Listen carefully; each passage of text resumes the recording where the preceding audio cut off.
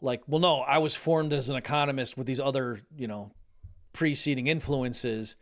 And then, yeah, I helped create what we now think of as the MMT framework, but that doesn't make me an MMTer because I came before.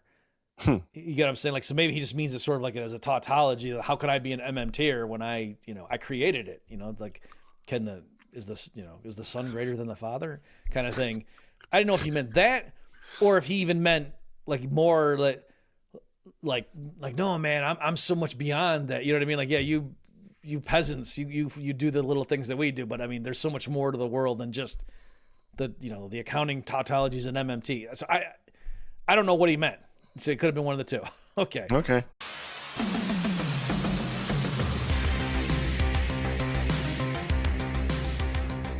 Hi, Bob. Hey, Adam. And hello, ladies and gentlemen. Forgive me, one and all. I'm coming off of a cold, and I might cough from time to time here. So I hope that doesn't bother anybody. Bob, good to see you again. Nice what's to new? see you. There's progress in the non-war in the Middle East. What are they calling it? A military thingamabob? Is that the official? I don't know, but I know it's going very well. It's going so well, and it could go even better. So we have a listener, viewer, subscriber question that's related to the conflict in the Middle East and economics, and I'm going to run it by you if that's all right. Sure thing. All right. The question involves what the petrodollar is and what its effects are on prices here domestically in the U.S. and what would happen if it went away. And the phrasing of the question, I'll just say it as written, just in case there's some nuance in there. The listener says, I know oil has to be purchased in U.S. dollars. Entities buy U.S. dollars to buy oil, increasing the demand for dollars. But unless it's soaked up by treasuries or maybe U.S. equities, how are all those U.S. dollars hiding out and not causing prices to rise in the U.S.? Because at some point, somebody's going to buy something from the U.S., right?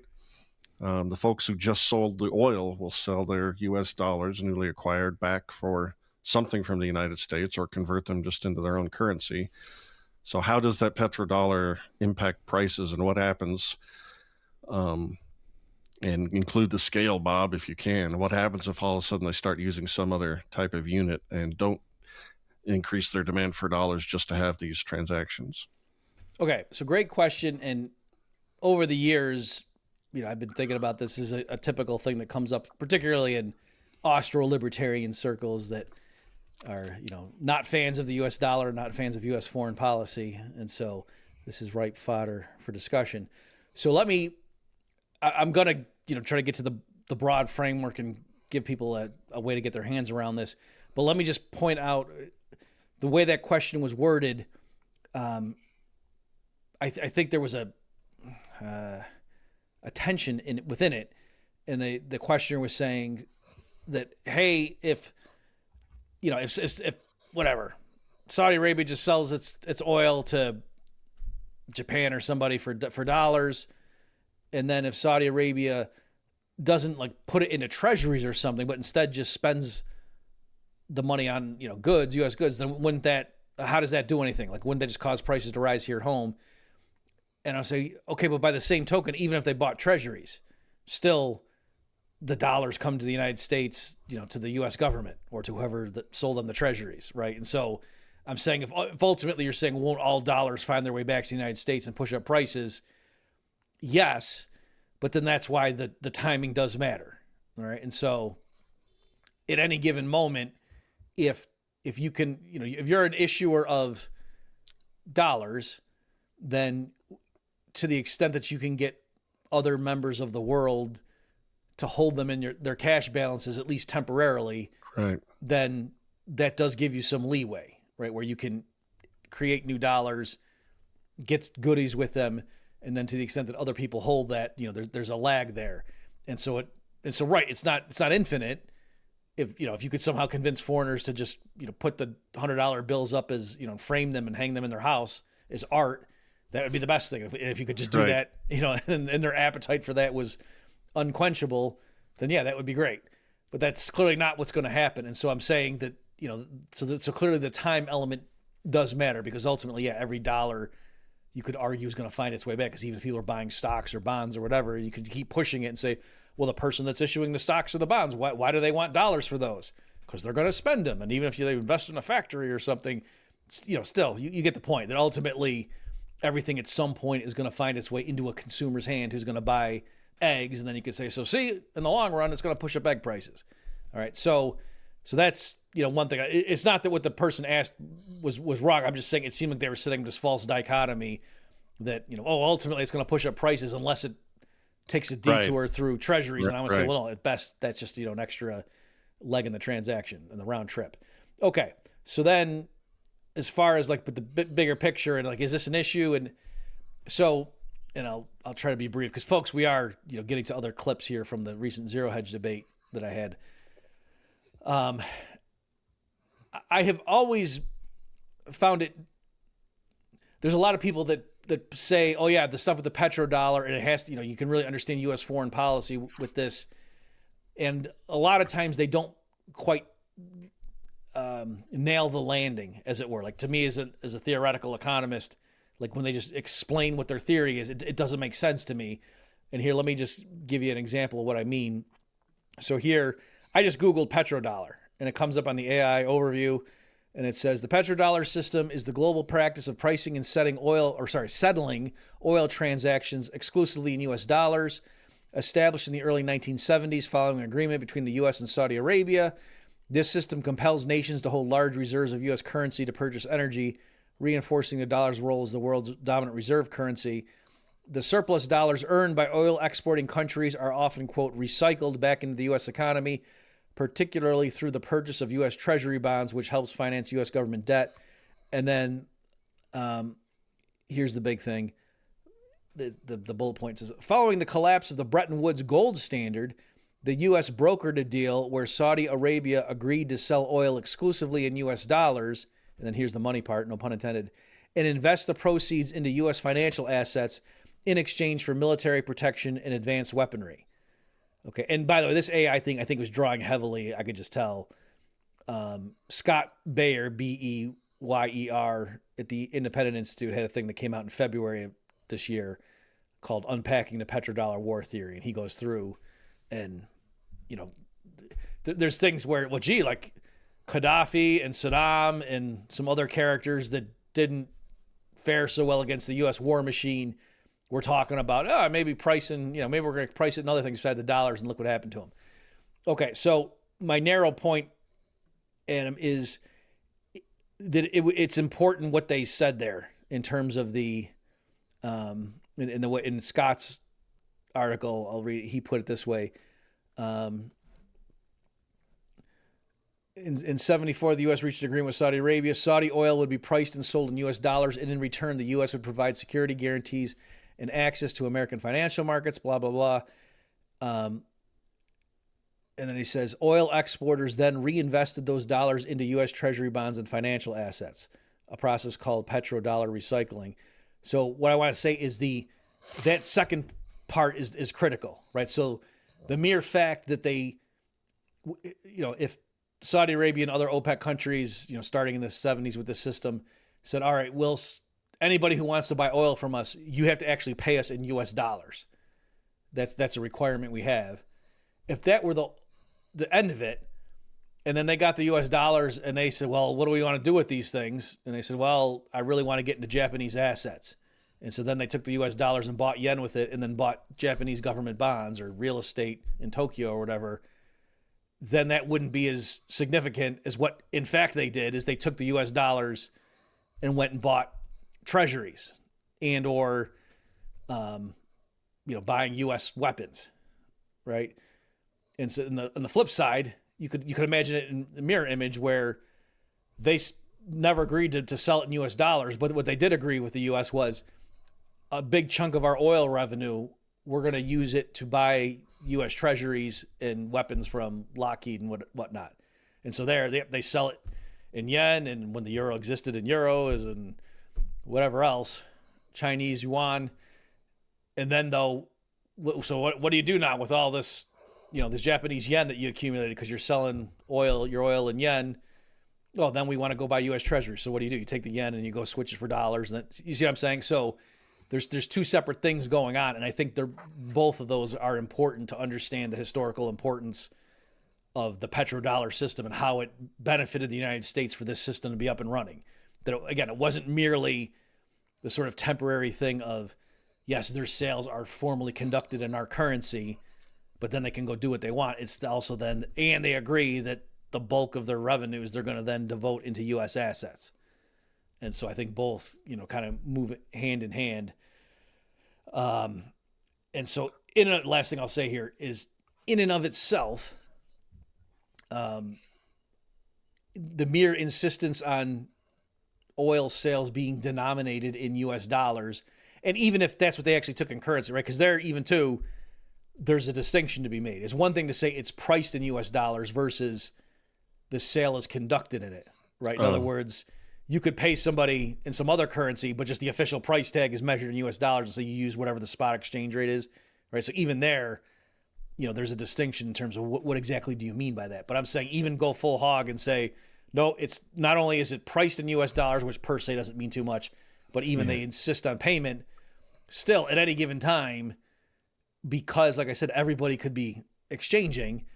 If that's all it required, then that per se, it means other things equal, more U.S. dollars would be held abroad and, bank balances and whatever than would otherwise be the case. But in the grand scheme, how much, the most it would mean is that the U.S. had a one-shot thing where they could print up some money, export it for cars or whatever, and then never have to pay for it, right? And foreigners just sat on those, you can think of it as literally $100 bills if you want.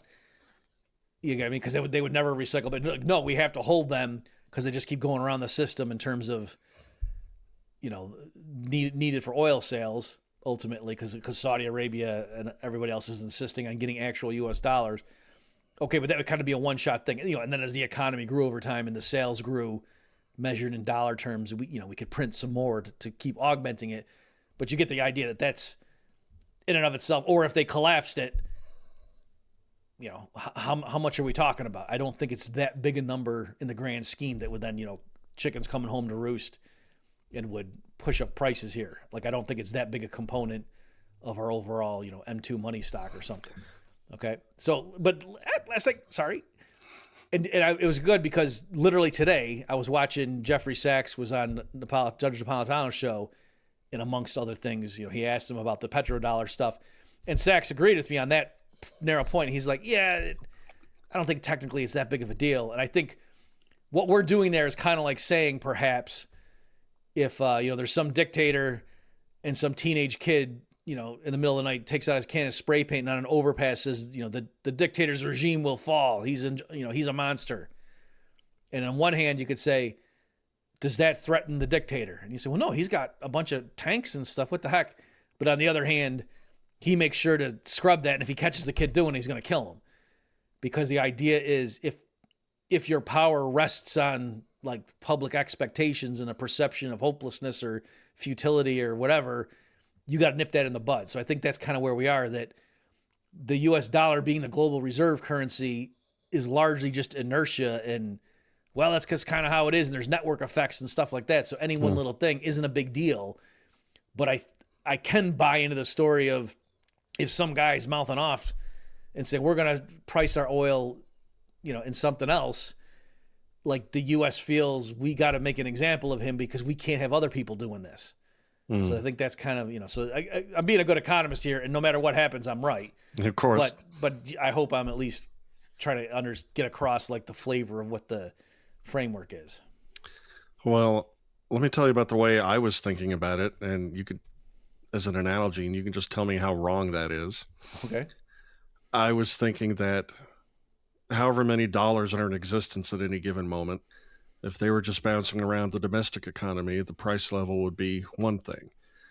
But if 20 or 30% of those are circulating elsewhere in the world for whatever reasons, facilitating oil transactions, Argentinians holding them so they can facilitate transactions amongst themselves, if that's the case, then our price level here domestically will be that much lower because those dollars are being used elsewhere, so they're not being used to bid up prices here.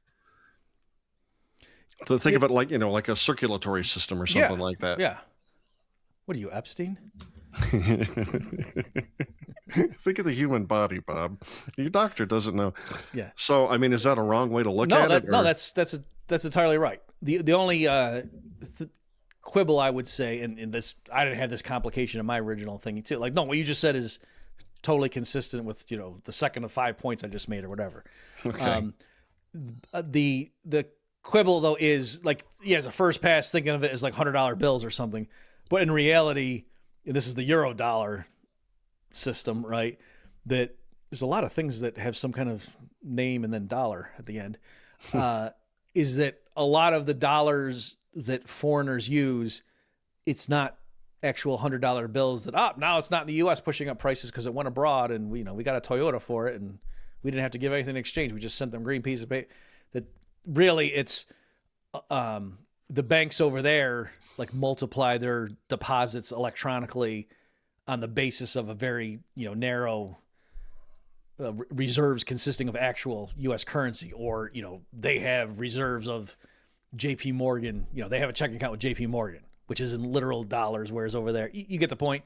So I think there is like an accordion effect where if the foreign demand for dollars increases, a lot of that supply isn't coming from sucking dollars out of the U.S. that makes prices lower here without, not hurting us because, we're getting goods and services for it. But yeah, it does mean some U.S. dollars flow abroad to serve as like the reserves, but then European banks can pyramid on top of that. And so a lot of the quote dollars that are being paid to Saudi Arabia and the other OPEC countries were loaned into existence through the push of a keypad by European banks or other foreign banks too. So everything you said is right, but I'm just saying quantitatively, it might be if the foreign demand for dollars drops 50%, it might not be like, so if we went and quantified the total volume of dollars spent on oil, would half of that then show up tomorrow in the U.S.? And then if you multiplied by the domestic currency in the U.S., would prices go up that proportionally? I think that's way overstating what would happen, because I think the drop in demand would, like a lot of the drop in the supply would just be because loans would get paid off, and then the outstanding created dollars by the foreign banks would shrink. Oh, interesting. Do you have any intuition? Like, let's say the petrodollar just wasn't a thing tomorrow. Do you have any idea what the magnitude impact on prices here in the U.S. generally would be? 6.8 to 7.3%. That's not nearly enough decimal places for. Off the top, I don't think it would be more than a 10% one shot. But again, I think the reason that would be a big deal, though, is the circumstances under which that happened might then make everybody around the world say, whoa, we don't want dollars either. Right. You know what I mean? Like, I think there's a lot of people sitting on dollars right now because they know, the fundamentals aren't sound. Like, they're running, U.S. debt to GDP ratio is broken 100%. And it seems like any time there's a problem, the Fed just does QE and whatever. But up till now, so how come, interest rates aren't 12% in the United States? It's because, it's the dollar. What else are you going to do? Where else are you going to go? Wiley hasn't looked down yet. Right. So everything's fine. I think that's kind of the issue, that if you were analyzing that means you're already in the scenario where everybody's getting out of the dollar, in which case it's going to fall a lot more than what I just said. Gotcha. All right. Well, thank you, Bob, and thank you, listener. That was fascinating. Bob, you just had a very interesting ZeroHedge debate with a feller named Professor Randall Wray. And I wanted to ask you, first of all, your general impressions of how you think it went. And then I pulled a bunch of clips and I wanted to use them to ask you more questions.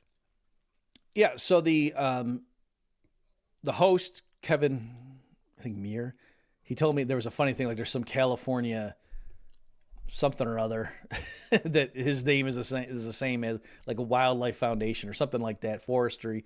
And but I don't live in California, so I don't know what he's talking about. So the mnemonic failed in this case. And so anyway, he had told us before. So Randall Wray, folks, is a big MMT guy. He's one of the creators of modern MMT. And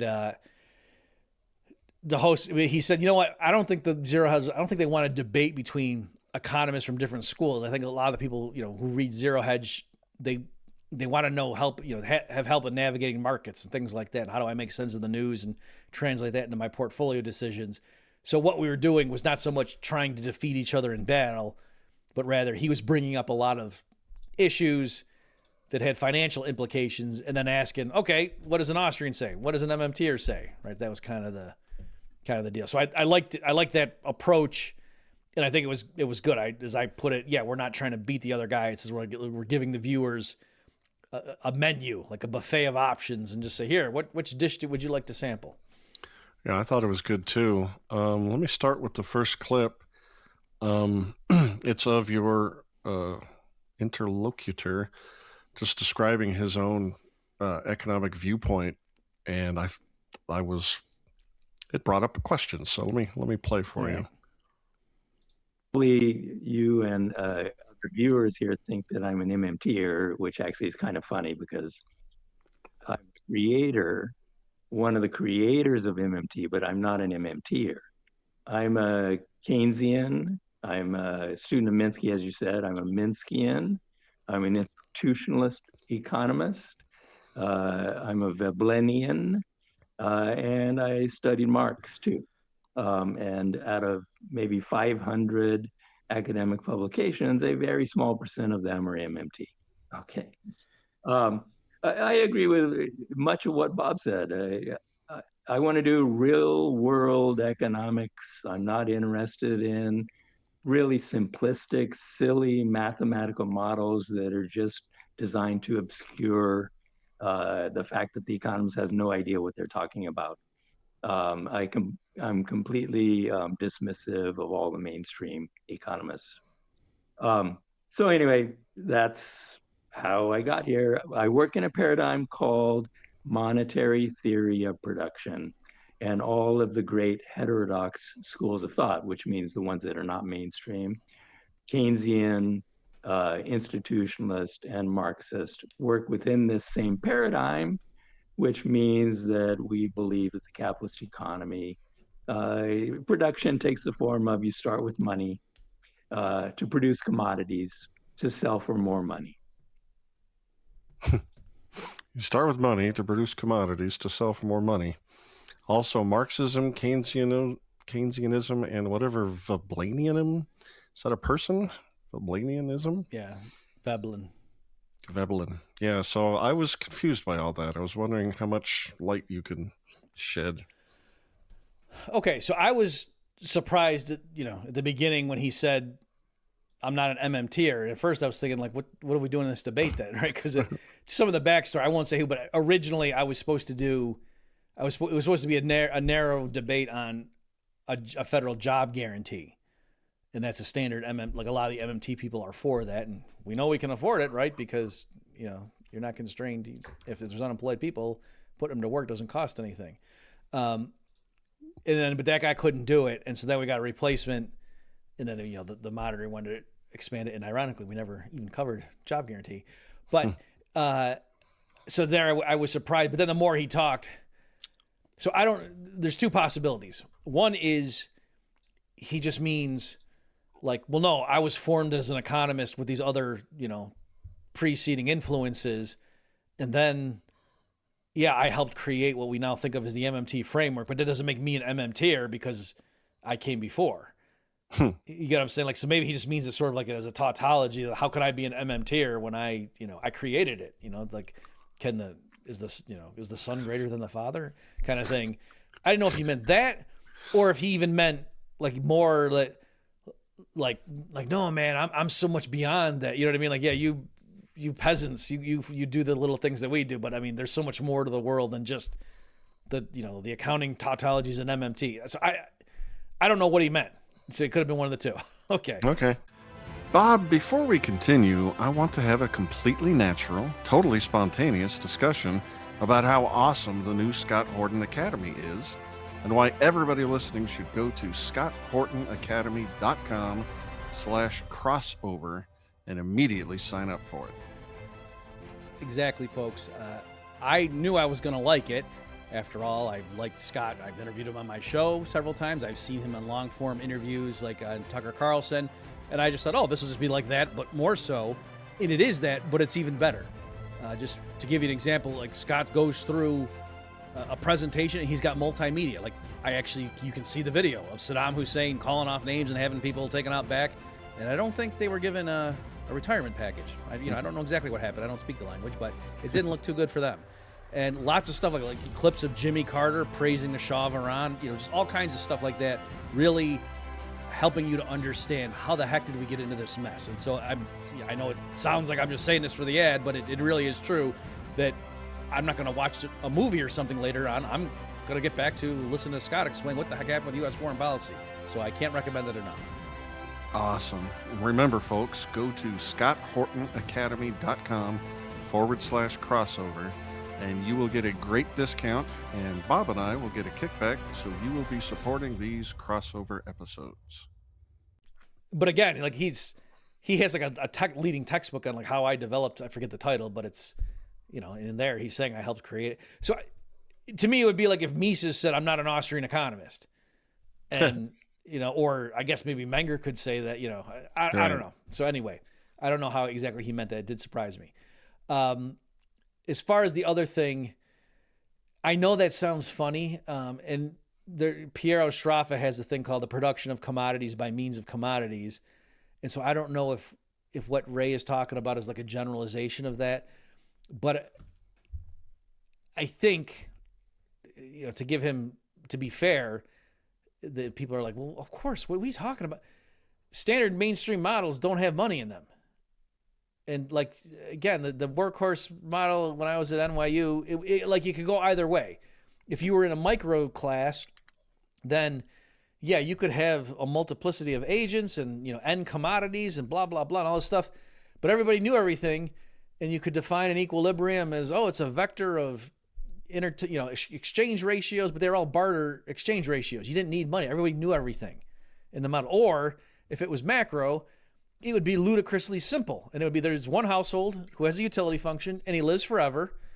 And there's one firm. And if you're lucky, there's a central bank. And you might say, surely the central bank issues money. And you say, yeah. And they have to force people to hold it. Like you just directly put it in the utility function. You get utility from holding money the way you would from holding a Picasso, right? Because again, there's no reason to hold money in these models. So I think maybe what he's getting at is we from the ground up, our approach understands that people do stuff for money and blah, blah, blah. And that's what gives rise. And they do think they have an insight into, where's money. Like one last thing, just because it's so relevant. I promise I'll let you talk, Adam.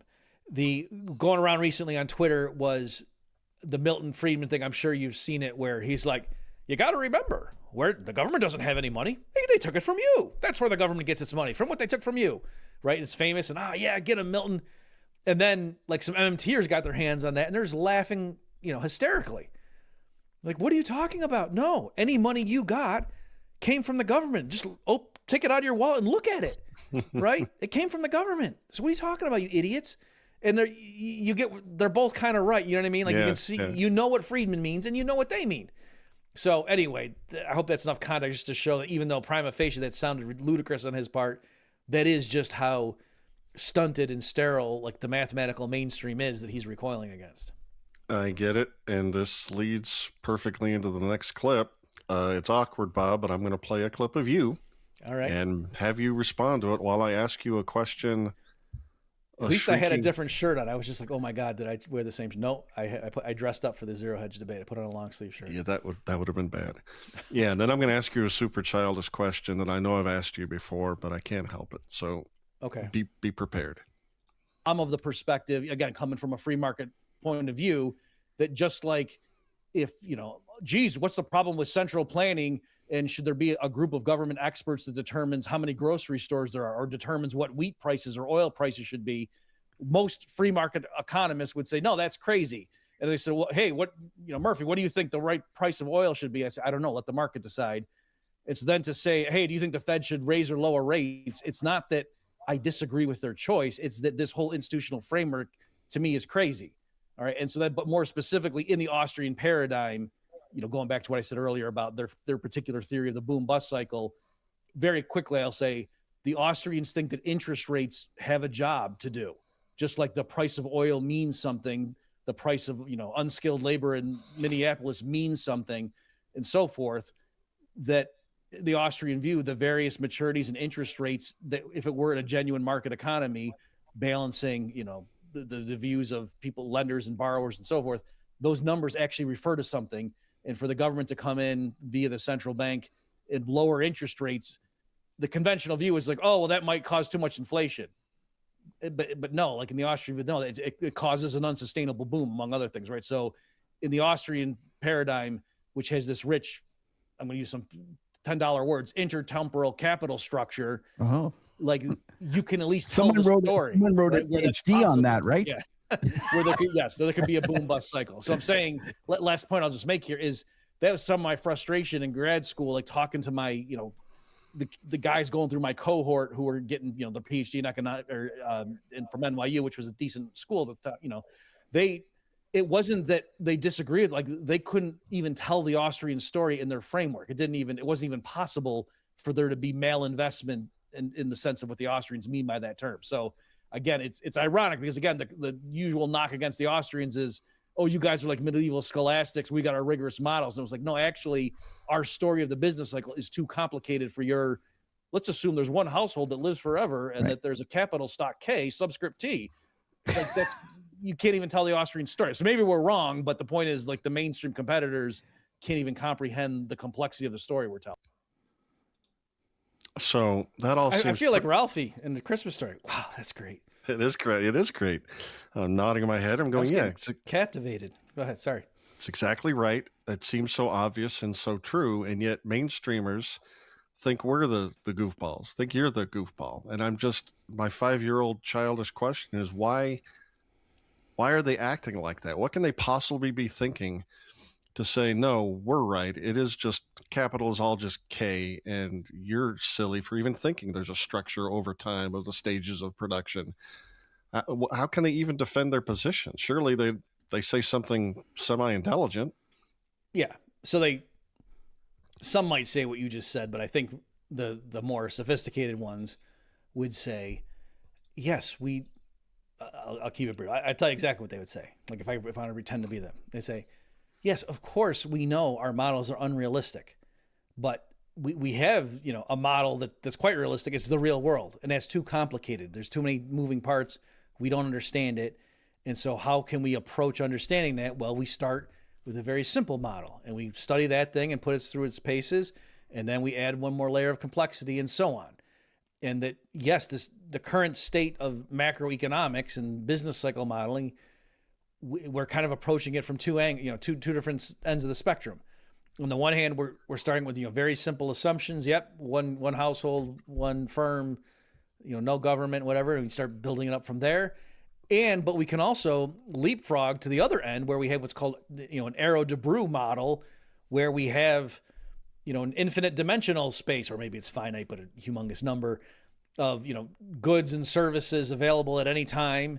And then going forward, for an arbitrary length of time, and you can specify any kind of contract to say, yes, deliver me good J, 2 units of it at time period T plus, I, and, under this realization of some shock, so we can have uncertainty in there and everything and possible future states of the world. We can do all that and have all the prices, at this time and whatever, and optimize. So we can do that. It's just, Murphy, that, yeah, we can be very clear and explore all the equilibria and everything from the real simple model, or we can state abstractly that, the complicated Arrow-Debreu thing that could encompass just about anything, where, you can tell almost any story you want. And we're just trying to bring those two ends closer together. Whereas what you guys are doing is you're camped out in the middle somewhere, like your story of the, the Hayekian thing, or this Roger Garrison character who recently passed away. It's not like his model was true. He had 5 stages. The economy just consists of a triangle and 5. Give me a break, you guys. So you're, unrealistic too. It's not like your model is nailing it, and yet you have no rigor. Whereas at least our models on either end of the spectrum, are down. The T's are crossed and I's are dotted, and it's mathematically rigorous. So there you go, punk. So we're at MIT and you're not. So that's what they would say. So they have mathematical rigor on their nonsense, whereas we are explaining what's actually going on. It's not a paraphrase of what I just said. That's what I heard. All right, I'm going to give up. You know how I feel about this. But so I will say, because I recently had Alberto Bazzine on my show, and he was going through, and he was trying to say, well, no, with the capitals, like we can do it now, like with the multiplicity of capital goods and everything. And this is what the last thing I'll say. He's not wrong that yes, in principle, they have models that are real complicated, and it's not like what I said there would be a straw man to say, oh, come on, it's not just like big K with a subscript T. They have more sophisticated models. But that's not how they think about it. When they think of what's the interest rate, they say it's the marginal product of capital. They say you put epsilon more of capital in the production function, how much does total output go up? And then that, the real interest rate is equal to that in equilibrium. And I'm just saying that's wrong. It's not the right way to think about it. Just like I think we got into it last time, Adam, about you could tell a similar story. So if you just add one more robot, then how much, does productivity? And so that's what the real wage rate is equal to. And you can see how and no, that's not, So anyway, even though, yes, formally they can handle that stuff, I think deep down when they think about, economic principles and whatnot, not a specific model, that they just internalize the wrong lessons because they start out with, the wrong fable. Whereas, we have our fables too, or whatever you want to call it, but I think ours are more useful. Alrighty. Next clip I want to play. You guys are talking about the financial crisis in 2008 and the fact that Bernanke didn't even tell Congress where the money went when they started doing all their shenanigans. And then Randall Wray said this. He told Congress, no, I'm not going to tell you. Bloomberg sued him, Freedom of Information Act. He finally agreed to release the data. It was 29,000 pages of data. At the Levy Institute, we had 2 of my graduate students go through the data and total it up. It turned out it was $29 trillion. That's what the Fed did during the financial crisis. $29 trillion of spending and lending. That's what it took to save the financial system. So there's a couple of questions I could ask. The first is, do you think you got that number right? Here, I'm just pulling up something. This total. I think this is what I want. Yeah, this looks right. So, in terms of total assets, the Federal Reserve's balance sheet was like $850 billion-ish going into the crisis. And then it rapidly increased to $2 trillion and change, by 2010. And then it went up a little bit. And as of right now, it peaked at $9 trillion and then started coming down. Okay. So, the 29 trillion, because he said spending and lending. So the only way that could be true, and I'm not saying it isn't, but what he could mean by that and would have to mean is that when the Fed had all these windows open, short-term liquidity and things like that, and a company comes and posts its troubled assets and then gets a loan and they go do something with it and they have 30 days to roll it over, that they were viewing some bank comes, pledges its mortgage-backed securities or whatever, credit default swaps, whatnot. The Fed creates $1 billion out of thin air, gives it to them, they go do something with it and pay them back. And then the next month, the Fed does the same thing with some other borrower and does that 12 times in a row. They would count that as $12 billion in lending. Whereas at any given time, there was only a new billion that had been created and was, in the hands of somebody else.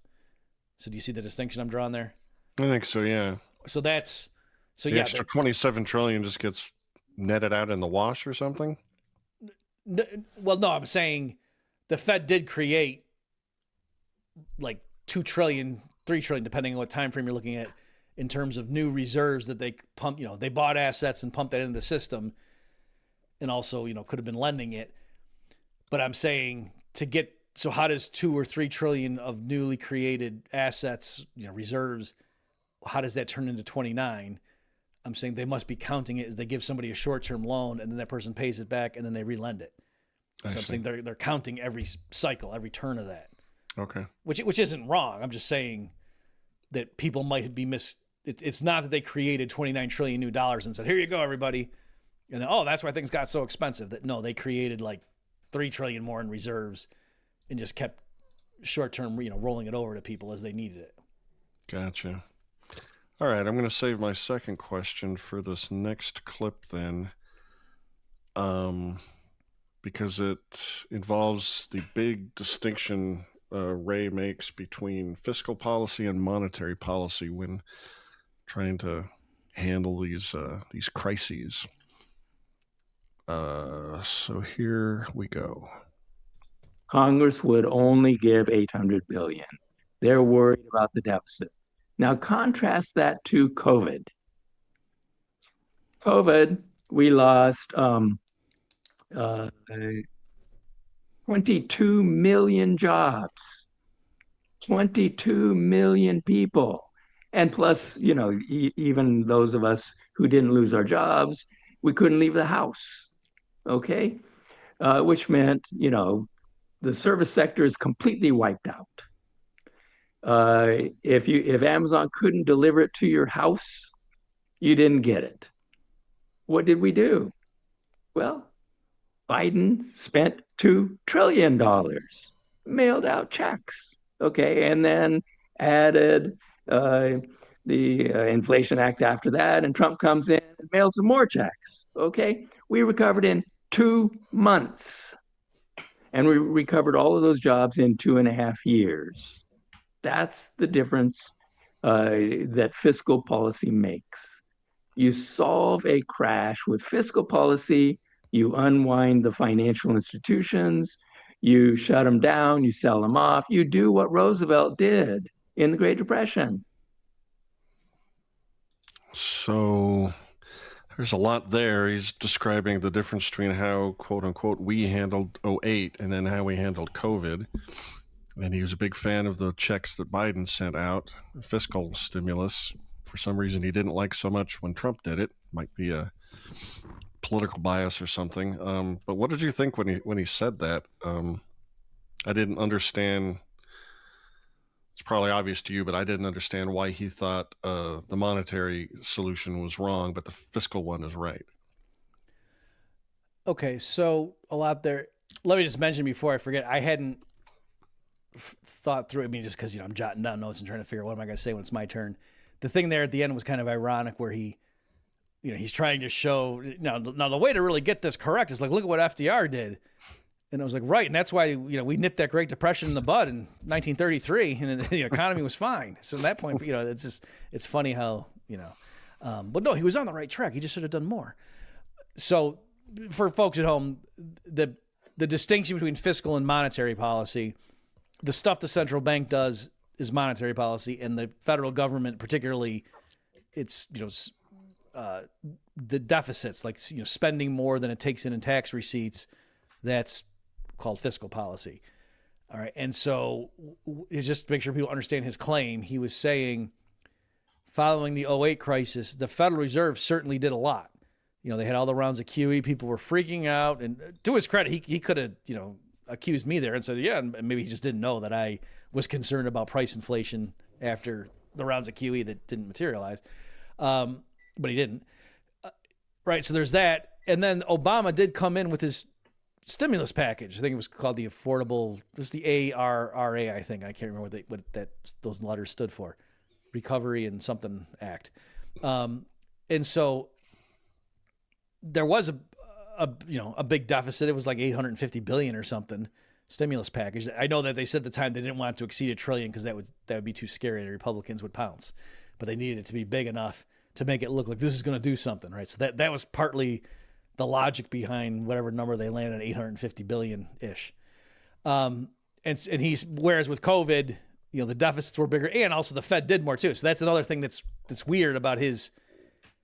He's saying it's clearly the fact that the fiscal policy was bigger. Yeah, but what the Fed did was bigger under COVID too. So even on his own terms, this wasn't a clean cut experiment to contrast fiscal versus monetary expansion.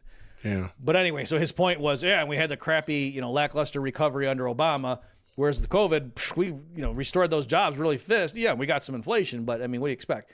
So that's the argument he's making. And so my primary response was to say, no, the reason I would argue that we got all those, we turned things around like within 2 months during COVID was that we didn't have a normal recession. The reason we lost, whatever he said, 20 million jobs or whatever, did he say 20 or 2? I forget what he said, is that the government said you can't leave your house.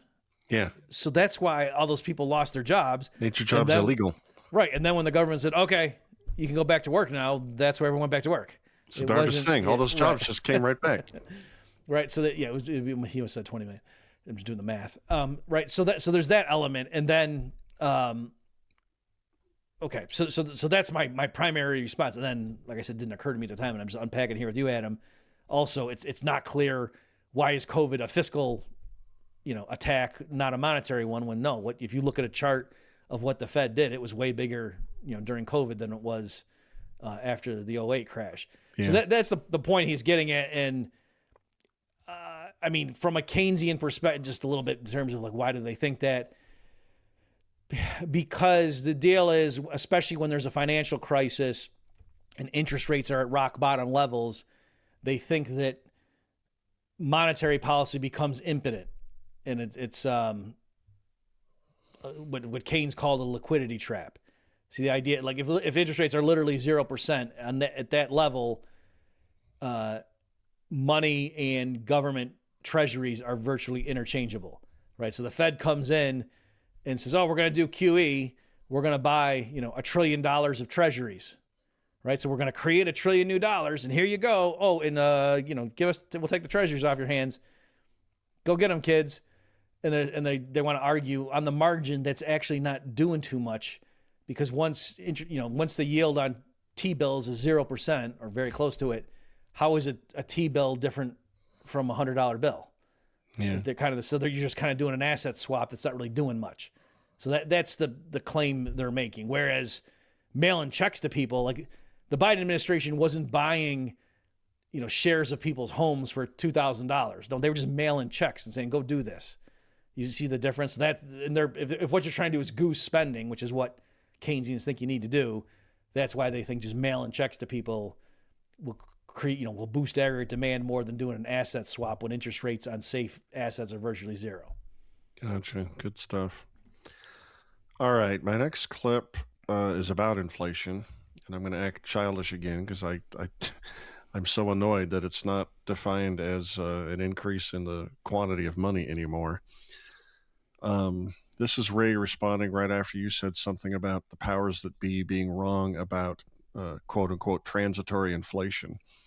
And then he says this, you both get to talking about how the trouble in the Middle East and oil is going to impact inflation. And then he says something else really weird about inflation I want to ask you about.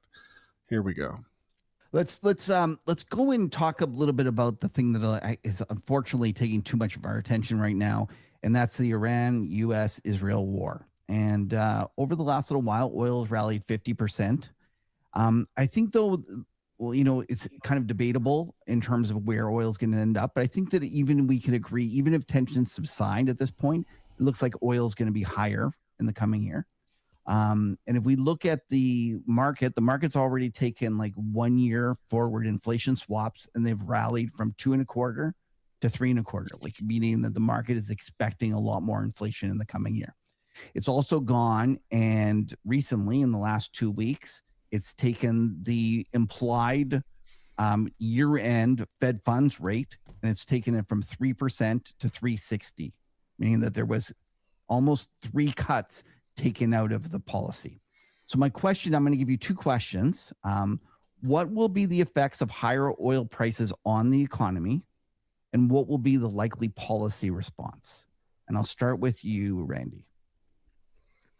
Okay. Let me just say that I think that both Powell and Kelton were right. The inflation was transitory. It started coming down, and it started coming down. It was not the Fed raising interest rates, because the Fed raised interest rates, and 3 months later, inflation was down about 3%. And nobody, not even the most committed monetarist, believes the monetary policy worked with 3-month lag. Inflation was transitory. It was coming down. Will we ever get down to zero again? I think not. I think that we had a special period. It was a very long period of almost a quarter of a century with near zero inflation. And it had to do with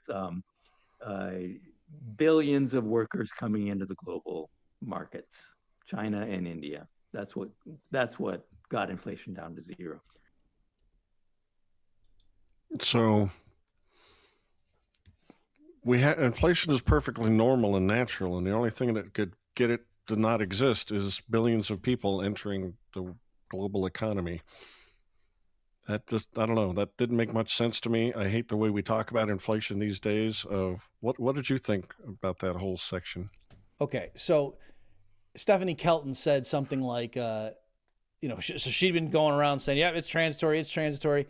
In the summer of 2021, she was on, CNBC or something in there, because this is when consumer price inflation was picking up. And like, how's this going? And she's like, oh, no, that's it. And it rose by more than another percentage point after she said that. Off the top of my head, I don't remember, but it kept going up. Like even Krugman said, oh yeah, I was wrong about this at some point. Then later he backtracked and said, no, it turns out I was right. But there was a point at which the people who kept poo-pooing it and saying, no, don't listen to, the monetary hawks. This has nothing to do with what the Fed's doing. Supply chains, transitory, don't worry. And CPI just kept going higher and higher. And eventually, more of them threw in the towel and said, okay, yeah, maybe the Fed should raise rates. So anyway, and there, if you were just listening to what Randall Wray said, you would think that, oh yeah, surely empirically there's no, this argument that the Fed raising rates had something to do with inflation coming down. Look, this chart, the dotted green line is the federal funds rate, and the blue is the percent, the 12-month rise in consumer price index. Okay, so it's kind of like what the inflation rate is, the way the public talks. Mm-hmm. And so you can see, and here here's 2020, and you can see the green line drops all the way down to zero, right? That the Fed cuts in, the federal funds rate down to zero, and you can see, and that's when prices start rising rapidly, and it gets up to here, it breaks, the peak here, it was about 9% in June of 2022. Okay, and so you can see interest rates went to zero, and all of a sudden CPI goes way up, and then you can see here they start raising. That's the green going up, and then boom, this comes way down. Yep. And Ray is saying the notion that Federal Reserve policy had anything to do with CPI is crazy. And guy will say, what would the graph have to look like for us to think that no, it did have something to do with it? And he's quibbling about it. But basically, if you caught what he said something like, his argument was basically, well, no, I mean, it responded so quickly, like nobody thinks monetary policy has that much to do with inflation, and it's like, okay, that's kind of it'd be like, I don't know, somebody has cancer and then you get chemo and then you're totally cancer free. And they're like, no, that had nothing to do with it. I mean, even the most aggressive supporters of chemo don't think it would work that quickly. Anyway, maybe that's a silly analogy, but that's what he was saying there. He wasn't saying there was no connection. He was saying it apparently works so quickly that can't be what happened. So, all right. So there's that element, to all that. Am I I know I kind of meandered there. Am I answering your question, or do you still need me to say? I think that was great. There were like 3 different things. That was one of them. The other is, oil causes inflation to rise because oil is the cause of a bunch of other things being expensive, and I hate that. I hate stuff like that. And then what about the extra billions of people entering the economy? And that's the only way we could get zero inflation is if we got invaded from Mars and they all joined the economy. What is he even talking about? All right, let's deal with the oil one first. So it is true that if other things. You have to disentangle like one-shot increases in the price of certain things versus everything becoming more expensive. So yes, other things equal, if I don't know, some vandals go around and they burn down half the houses, housing would be more expensive. But if the supply of dollars, the quantity of dollars in existence didn't change, then yeah, you would think that people spending more on houses means there's less to spend on other things. And, you could tell a story where, no, it doesn't fully offset, and, including the price of shelter services in the CPI basket, CPI rises because the kids burned down half the houses. Okay, but that still would just be a one-shot thing. Like once it wouldn't explain why is CPI rising at 4% year after year instead of only rising at 2%, unless people just keep progressively burning more and more houses, right? So I'm just saying these one-shot things like, oil's price spikes, or, Putin invades, and what, that could at best explain a one-shot adjustment in the level. It wouldn't explain the trend. Okay, so that's how I would deal with that. And then the population. So I think what he's getting at is, if you look empirically at like, when did it seem that we had the so-called Great Moderation, price inflation was a big deal in the late 70s and early 80s. And then it seemed like, we kind of had a tranquil period, and particularly like in the late 90s up until the financial crisis and even beyond, people weren't worried about consumer price inflation. That wasn't a big deal. And then now all of a sudden it is a big deal with COVID, at this point, but there was that long stretch. So I think what his argument was, Adam, is that it's not, the Federal Reserve became more responsible or whatever. Like, no, the monetarists, they don't know what they're talking about. And certainly, I don't trust these people, these tight money hawks, because they're just real stingy and they want, break the back of the workers. And as long as, let's just make it so wages don't rise, that's kind of like the thing. So I think they have an ideological reason to not want monetary policy to be the thing. Mm-hmm. And so I think what he's saying is, the reason CPI inflation wasn't a big deal for that long stretch was this also coincided with globalization, bringing China into, World Trade Organization, most favored nation status, blah, blah, blah, all this stuff that like an Orrin Cass hates. And so I think that's partly what he was getting at. So it's not that the global population rising per se, that's not what he meant. I think he's saying like bringing the rest of the world into like the U.S. economic orbit, real simply, like, how can Walmart can keep prices low because they can get cheap imports from China? Like, that's one way of looking at it. I got you.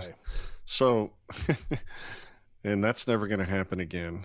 And so that's why we'll never have no inflation, because obviously it's insane to think that central banks would just quit inflating the money supply. We don't even need to list that as a possible way for inflation to go to zero. I would agree with you, but in his framework, I think he doesn't think central banks had that much to do with it. So interesting. All right, I only have one more clip for you. Right. You had told a story about you considering loaning $100 to your neighbor. You might think twice if the only way he was going to pay you back is by robbing you first. Mm-hmm. And so he responded thusly, and his MMT horns came out, and it's interesting. The government doesn't spend tax revenue in the same way that I spend my wages. Okay, what they do is they use their account at the central bank in order to make the payment. And as Bernanke was saying in his proposal, you know what? The central bank can always credit their account. Now, Congress should decide how much the central bank can credit to the Treasury's account, because they have the power of the purse. And then all the spending takes the form of, in the terminology Bob is using, printing money, but it's using this account at the central bank to make the payment. All government spending takes the same form. There's not this special category of, let's print money, or, let's use tax revenue. No, it all is just running down the deposit account at the central bank, and treasuries have a variety of ways to fill up that account. Bernanke says, well, the central bank can just credit it to their account, and then they can go ahead and cut the checks. When you think about it, it's not even costly for the taxpayer or the resource consumer of a particular polity. They can just credit the account, and that's where the stuff comes from. You know, what occurred to me this reading of or watching of it is when they're saying, oh, and Bob's thinking that they're spending money, and he is giving me a Mickey Mouse voice or something. But what he was getting at there was, like, Bob's drawing this arbitrary distinction between fiscal and monetary policy. And I was like, didn't you 10 minutes ago, Randy, just use that to explain the difference between why, this Obama QE didn't work, but the COVID checks did? That, he was making a distinction between monetary and fiscal. So anyway, what's going on there? I won't go through it in painstaking detail. I'll refer people in my review of Stephanie Kelton's book, The Deficit Myth, and so I'll link to it in the show notes page. I go through this pretty carefully, but it's ironic that the MMTers, like, their number one claim is, hey, we're not ideological. We're not advocating anything. We're just explaining how the world works. It's you Austrians who are whining about, oh, but I want it to be this way and it's not. We're just telling you how the world is. And yet, when he just went through there and is insisting that this is how government spending, they're just wrong. That's not how it works, right? It is not the case that if the Treasury wants fighter jets, they just inform the Fed to put money into the checking account balances of Lockheed Martin or whoever. That's not the case. If the Treasury doesn't have enough money in its checking account with the Fed will say no. And it's not just their discretion, it's illegal. Like, the Congress passed a rule in the early 80s saying that the Treasury cannot overdraft, its reserve account with the Fed. All right. Now they can come back and say, well, yeah, but that's a thing, like Congress could just pass a law relaxing that. Well, right, but Congress could pass a law saying anytime Robert Murphy writes a check, the bank should cash it. It's good. They could do that in our system. It's not like, the laws of physics would be violated. So now, I grant you, it's more likely they would relax the constraint on the Treasury than on me, but I'm saying there's nothing financially or economically distinct about it.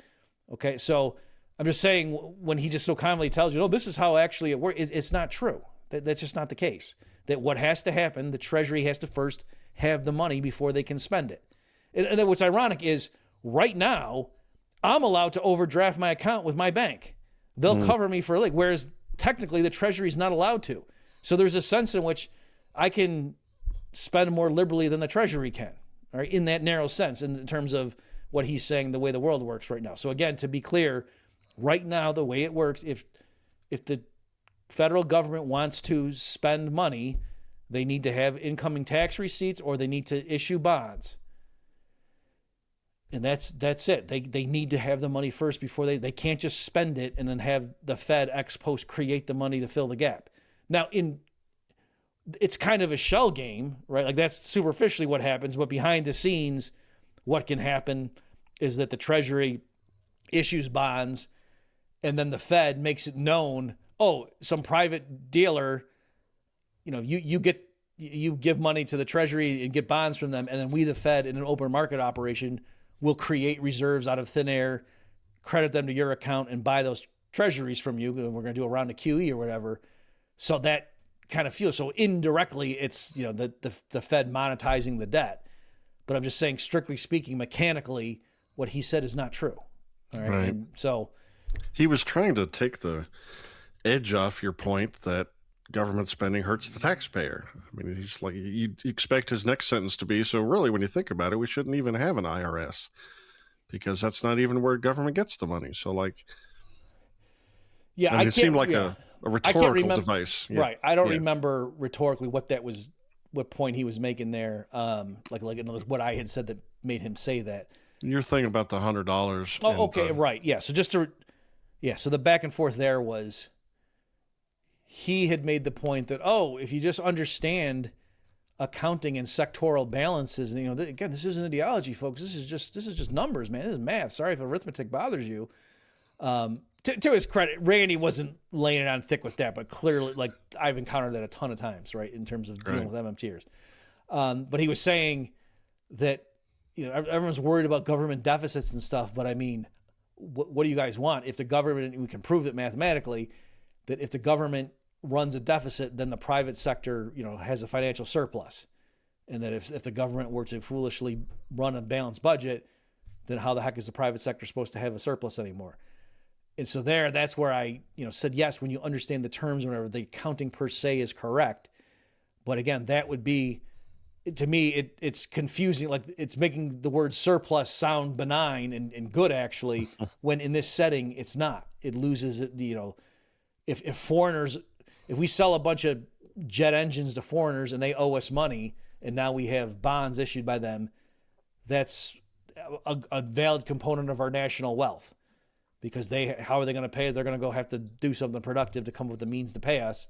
Mm-hmm. Whereas if the government gives a bunch of checks to senior citizens through Social Security and floats bonds, and then the Fed monetizes it, or we just directly lend money to the Treasury, and then now we say, we're that much wealthier because we're sitting on all these Treasury securities, and you say, well, how are they going to pay you? And it means down the road they're just going to tax it from you, and then say, here you go. That's where I was saying, folks, that if a guy down the street owes me $100 and he comes and sticks a gun in my belly and robs me, I give him $100 and then he hands it right back to me and says, now we're square. That's, if I know that's what's going to happen, then me holding the IOU from him the week before doesn't mean as much as if I have an IOU from a productive member of society who's going to go mow lawns to get the money to pay me. And so that's the point, that I had been making. And then that's when he came up with this thing to say, to me, it was almost a non sequitur, even on its own terms. Like, I don't know how what he just said there refutes my point, but in any event, that's, rhetorically, he thought he was somehow knocking down that point that I made. I think what he was getting at is, you Austrians don't like deficit spending or whatever, but I mean, it's not this qualitatively different thing, right? Like, you guys are trying to say, government taxation and spending is what it is, and maybe you need to do it for valid reasons, but don't have the money printer come in and get involved because that's just dirty. When no, the whole thing is like that. You can't. I think that's the point he was trying to make, and I want to say, no, that's clearly not true, right? Like, everybody agrees. Back when there was a gold, well, it's not that they agree. Back when gold and silver coins were the money, like, clearly then, yes, literally, the government could only spend what it first took in tax revenue. Yeah. And then, when they, used jail threats and fines to get everyone to turn their gold in and have pieces of paper, it was removed from that and so on down the road. And you do have to think one step ahead when Friedman is still saying, whatever the government gets, it just took from you, that, the pieces of paper come, but ultimately it's the real resources, right? Like, that's why the Zimbabwe government couldn't field a military that could defeat the United States. You say, because they were afraid to spend money, like they were afraid to run in the printing press. No, it's because they didn't have the real resources. So ultimately, and again, it's weird. The MMTers agree with that ultimately the constraint on government spending is real resources. And so there again, I would say we're all kind of saying the same thing. It's just we have a different, approach of attack or something to the issue. But ultimately, if the government is going to build a bunch of tanks and have 10 million people in the military and whatever, those are real resources that get siphoned away from the private sector. And don't think they're doing you a favor by building a bridge or a sports stadium and saying, thank you, it was a gift from the heavens. No, it wasn't. Exactly. That's what the whole point is, just to obfuscate the truth, that it's not a gift from the heavens. Anytime I hear quantitative easing or increasing the money supply, I picture the Union Army marching in and just taking stuff from us, because that's what they're doing, right? They're just like a counterfeiter would. You're coming along and just taking stuff, and they're not gonna giving take us your any... slaves that you paid good. You paid. I did say the Union Army, right? They come in the Confederate Army coming rolling up. It doesn't matter. But that's how I think of it. They're just coming along and taking our stuff, and then you got these guys in suits saying that's not really what's happening. It's just we're doing fiscal policy and monetary policy. And ironically, I guess I'm lamenting it, is they could come back and say, yeah, you're assuming full employment. Right. You know what I mean? And then that's why I want to debate the job guarantee. Say, okay, right. So explain to me how the federal government printing money and saying anybody who wants a job will give you a job, like that, cures the slack in the labor market. In other words, theoretically, they could come up with a story in which there's resources that would remain idle, but for, government deficit spending or whatever. And so I'm happy to move, to argue on that terrain too. And we didn't get to that. So, or we didn't get to that. We didn't get to it either, but we didn't get to that thing. This was great, Bob. Do you have any closing remarks about any of the stuff we've talked about? I think what I'm going to, so I encourage people to watch the whole thing, the ZeroHedge debate. It was like, an hour and 20 minutes, something like that. Something like that, yeah. It wasn't too bad. I think the host did a great job. Like I liked the format. In other words, we weren't debating each other. He was just throwing out stuff and we got to respond. There were a few things there. I was giving you a chance and you covered one of them, but there was a few others, Adam, that Randy said something and I didn't have time to respond, or I had to, pick my battles. And so folks, on the Bob Murphy show, I'll do my next solo episode. I'll follow some of them, but you got to watch the ZeroHedge thing first to know the context. So you got to do that. You got to do your homework. Got to do your homework. All right. Well, on the way out the door, I'd like to encourage people to go to my Substack. You can find that at HamanNature.com, HAMAN nature.com. Bob, just in case people don't see you in every corner where you reside of the interwebs, where do you like to send people? I think today I'm going to point people my Twitter account. I've just been lighting it up over there. So it's Bob Murphy Econ is my handle. Is that what the kids are saying these days? And I go there. It's good stuff. A lot of zingers lately. Yep, you're on fire. All right, thanks again, Bob, and thank you, ladies and gentlemen. We'll see you next time. So long, folks.